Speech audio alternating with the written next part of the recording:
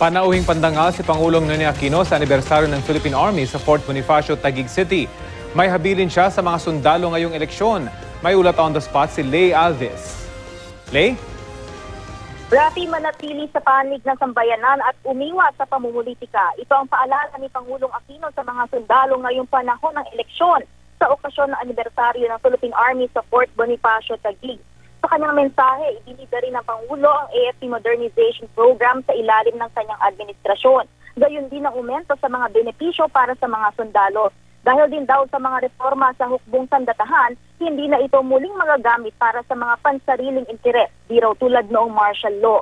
Sa mensahe naman ni Army Commanding General Lieutenant General Eduardo Año, tiniyak niyang walang kinikilingan ng Philippine Army at gagampanan nila ang kanilang tungkulin para matiyak ang payapang pagdaraos ng eleksyon sa Mayo.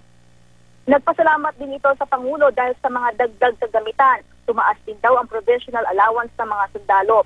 Katunayan, inanunsyo ni Anyo na maaari na raw nilang i-withdraw sa kanilang ATM ang 3 months differential ng kanilang dagdag allowance simula ngayong araw. Kasabay din ng okasyon, ginawaran ng parangal ang 24 Army officials at